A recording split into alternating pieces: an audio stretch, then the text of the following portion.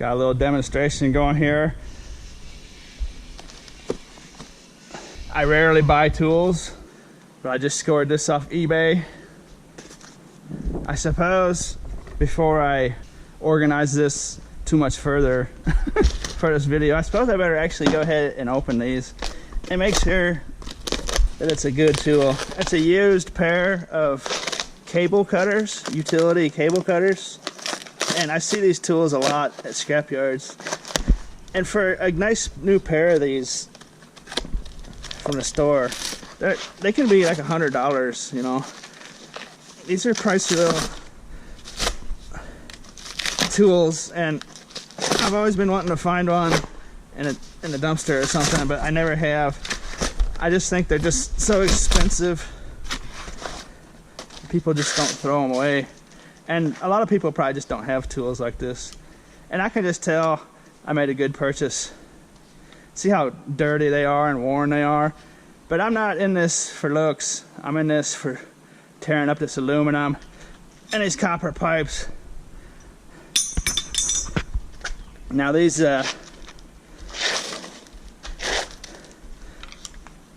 utility cable cutters here, I guess were designed for probably like phone wire type stuff and electricians cutting big copper cables, you know what I mean?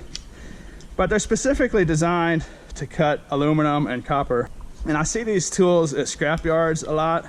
Like if you look in the work area of scrap yards, you might see a couple pair of these laying around. And I didn't ever see the name brand on these. They're so worn it doesn't even say. But I thought, judging by the pictures on eBay, that this looked like it was a quality pair. And that brand new, that might be $100 for a nice big pair like that. I can just tell that they're solid. See how worn they are though? I mean, it's got like a little notch taken out of there, and it's rusty. And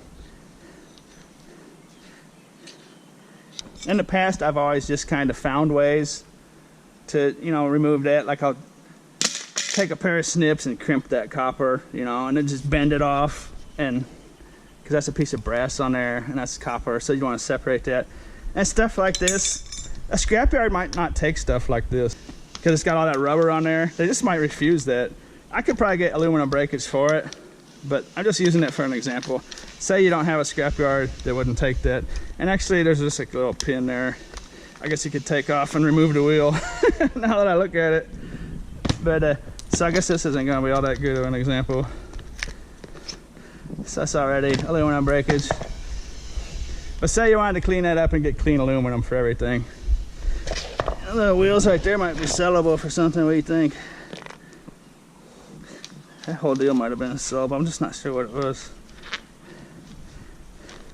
Something about it doesn't look right. Anyways, that's not what I'm here to do right now. Let's get a look at these things in action. Watch this.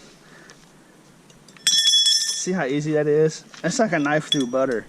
That's just perfect. You know, I'm not wasting hardly anything. Actually, that on there is aluminum. I have to take that off, but that nut and all that stuff in there is brass. So that'd be clean brass. A little piece of clean aluminum. I guess I'll just go ahead and take it off now since I'm making a little scrapping video.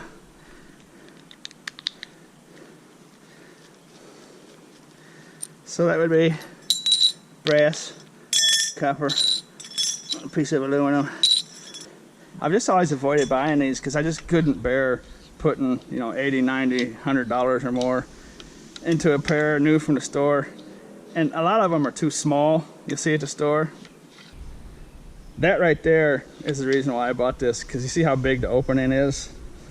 I'll be able to get on to these pieces of aluminum like this, you know, like that, and just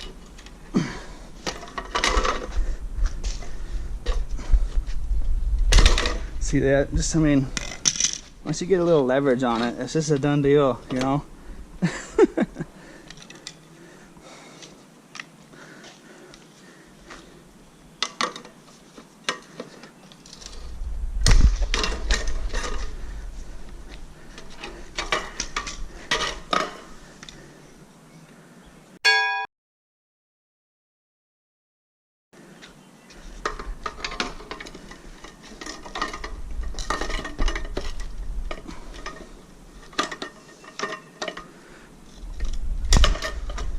Now these aren't made for cutting through tin and steel. You can ruin them doing that. But copper and aluminum, that's what they're made for. And I've always wanted a pair of these, you know, because space is a important thing to me, you know. So, and like if you don't have a truck, you know, if you're doing this in a car, you can't put a bunch of these in your car. You know, there's actually nowhere that might not even fit. I mean, you might be able to get that like in your back seat, but you're not going to get this and that and that in there. I mean, that's a nightmare, you know. So there's a lot of people that might be interested in this tool. I got these off eBay for $19 plus shipping. So I think it was about 30 bucks. I was kind of taking a risk because, you know, eBay, they could have just been all tore up and wobbly, but not us.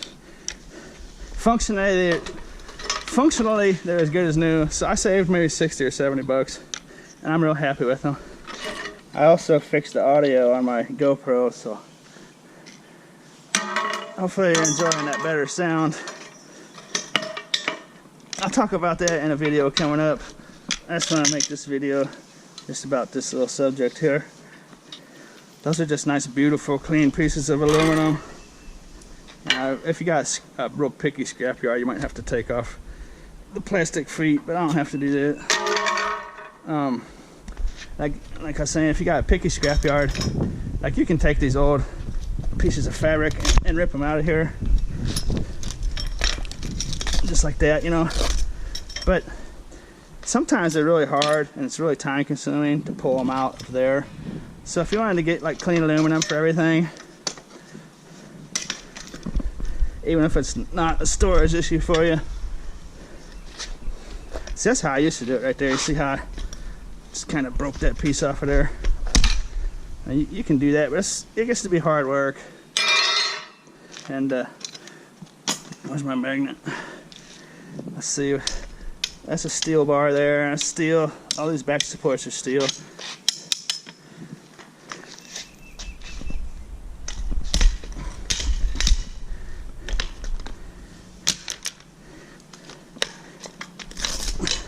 So like, if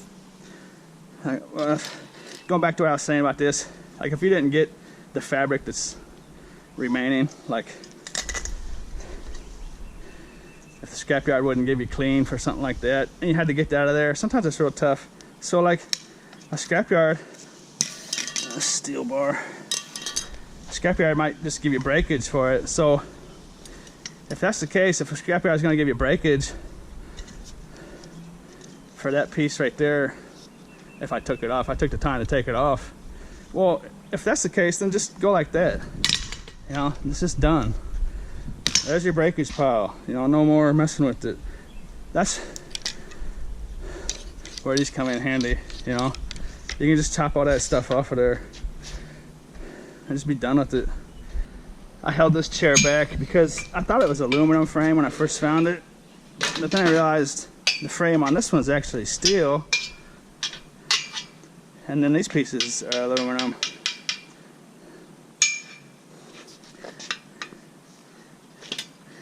And it's got rusted bolts on there, so they're all real frozen looking, it looks like, and they can be time consuming messing with that kind of stuff. And I'm just kind of giving you an example here, but say that the yard was just going to give you a tin shred for that because there's so much tin, you know. You could just take these tools like this. Well, that one's kind of tough.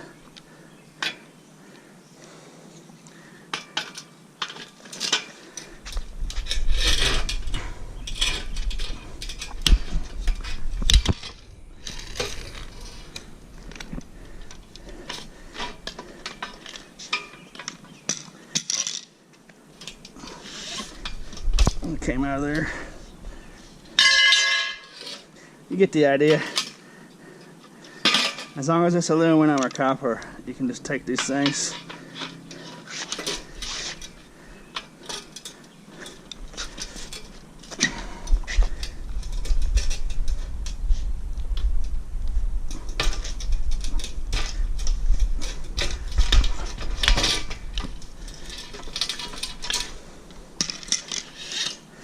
That's coming off there nice.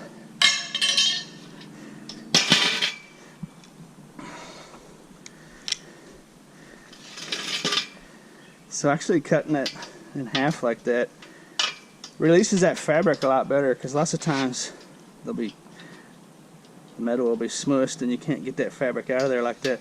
It's pulled out of there real nice. Let's have a look at this lounger deal. I think the whole thing's aluminum on this one. Look at that. Every bit of this one, except for the top. Except for the top support steel. Everything else is aluminum.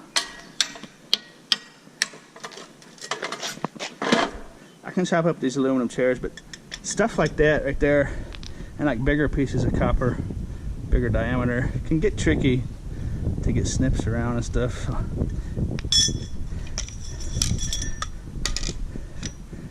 For copper cables and pieces of copper, this is just an awesome tool, you know. I mean, with this copper, it goes through copper just like a warm knife through butter, you know. I'm doing that with very little effort. And small pieces of aluminum, I'm sure, are very easy too. These chairs are kind of thick, so I mean, see how easy that is. It's just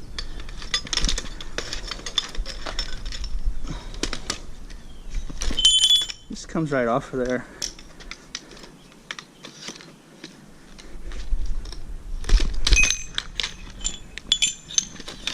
You get the idea. That's why I wanted a nice big pair, so I could wrap around these pieces of aluminum chairs like that. And it gets to be harder work the bigger it gets, but I could just take this chair like this, you know, and just take it apart. Lots of times you need to get leverage with your legs and stuff, so I'm not real experienced with using this tool, but I know like a piece of aluminum like that, you make a cut there, you can just take the other side and just go like that, you know. So you can see, once you get more experienced, you can just start to devour these things, you know. I mean,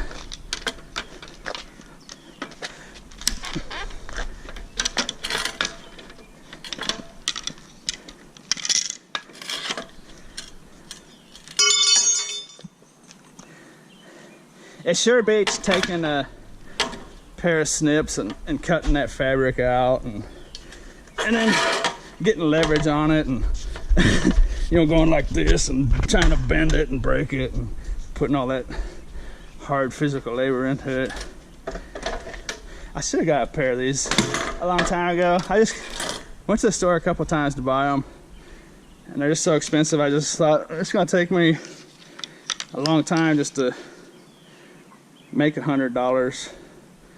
But now doing this, I wish I would have, because it's just one of those things that makes the job so much easier, you know. Starting to figure out the best places to start cutting on these. I'll learn the more of these chairs I do. I start cutting here and here and there and there. Go down here and here, and just kind of figure out the best way to do it.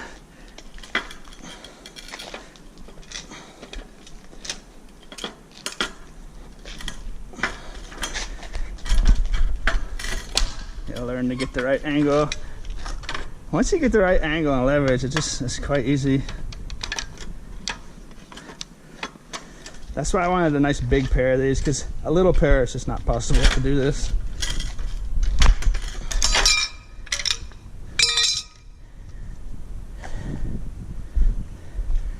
Take me a few of these chairs to get down the non-rookie way to go about taking them apart, but I think I've started to figure it out.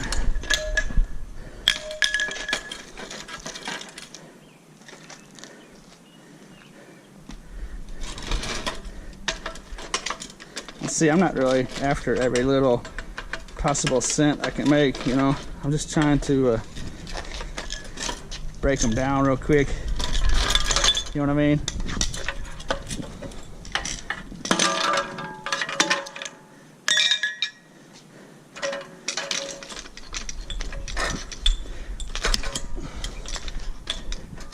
For me, of course, it's just a matter of hauling them. Anyone that doesn't have a truck, it would be a case of just making a shake and carrying them, you know.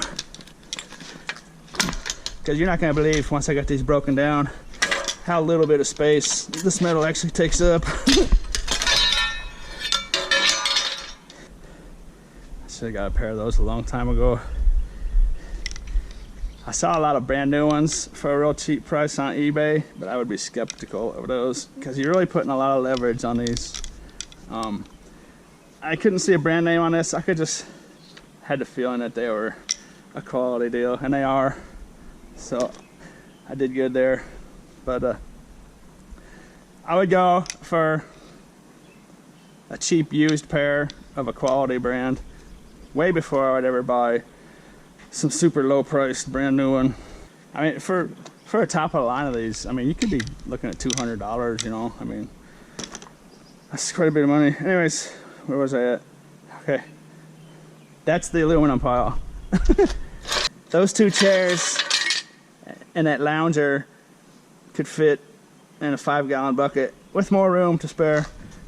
Now the scrapyard I'm going to will give me clean aluminum for that. I was just talking about that earlier because scrapyards can be a lot different. So that's going to my clean aluminum pile. This is the only tin steel, tin shred that I got out of it. But something like that decreases your aluminum so much. Cut that cheap stuff out. There that is. And I'm sending some of this pieces of tin to the aluminum breakage pile, like this piece here. You know, they're giving you aluminum breakage for it, so there's no sense cleaning it up any further. You know, I mean, you could if you wanted to, but actually I'm gonna cut this piece off of there too. I didn't see that piece.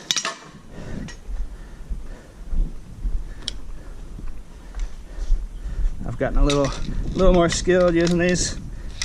But the thing about this pair of utility cable cutters I got going here is when you go to multiple different scrap yards, and every one of the scrap yards has multiple pairs of these laying around, that's when it gets in your mind that this is a tool worth owning and having in your shop somewhere. Because there's a reason why them scrap yards have these things laying around all over. Okay, now I can put it in my aluminum breakage.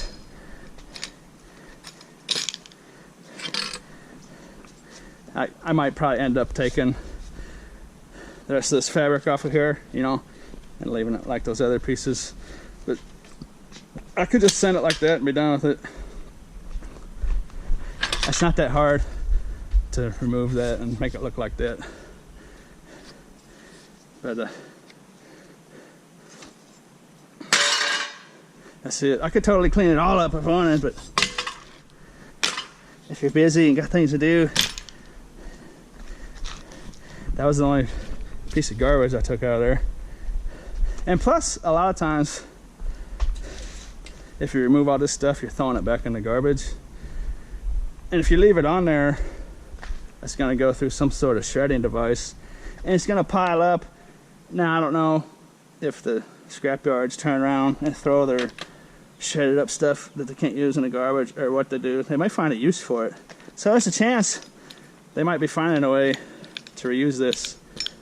You know, I don't know that much about the post scrapyard scene, but then we had these, that little copper pipe, little piece of brass, 2 stainless steel bolts, and those are nice tires. I don't know if they have any other use besides that little thing it was on. I don't know. Those might sell on eBay. They're nice. So I'll have a look. Oh, there's some more garbage, I guess. That didn't come off the chairs, though. It came off the little, wherever it was, trailer dealie.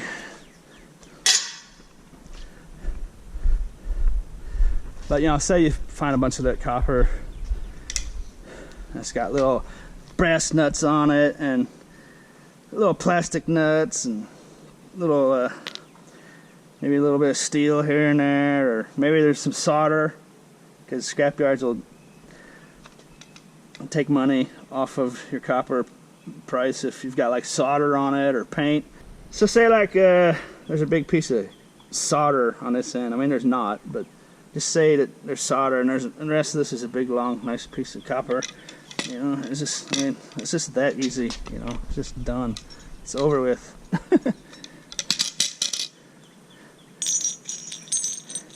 You gotta like that. If you're a scrapper, you just gotta love that right there. That's just a beautiful sight, isn't it? It's just, I mean, look at that. That's just wonderful. But don't try to cut steel or tin. Only copper and aluminum, or else you'll ruin them. So, get a magnet, you know, and test it.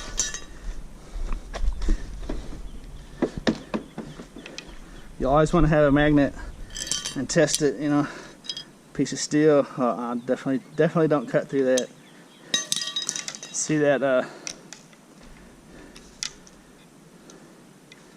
try to get a good view of that for you. See that little chip out of it right there, and then over here, there's a little chip on this side. They match up pretty good. It was probably someone trying to cut a piece of steel with it. And it probably went through it. I mean, it would go through steel if it had to, but you'll ruin your blades. So here's something a lot of people might have experience with. Let's see what it does to this zinc or aluminum alloy, whatever's on these ceiling fan blades.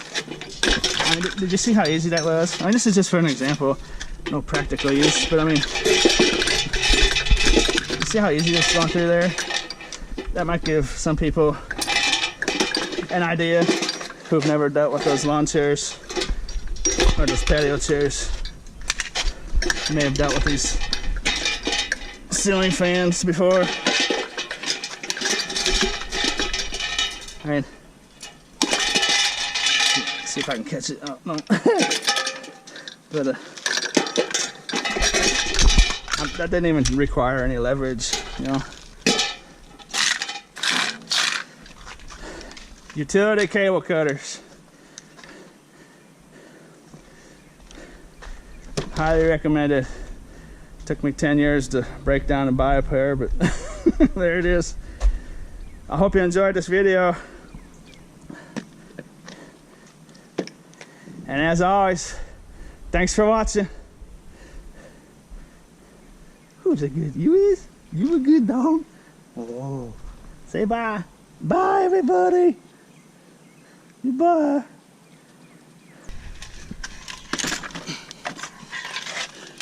You know, though, seeing those chairs and that little trailer deal break down and fit into a 5-gallon bucket with room to spare. Actually, there's probably not any scrapper in the world that's not interested in something like that. You know, you could be driving a dump truck with a flatbed trailer and still be interested in something like that. Because those chairs take up a ton of room and they're awkward to deal with. Now, thanks for watching.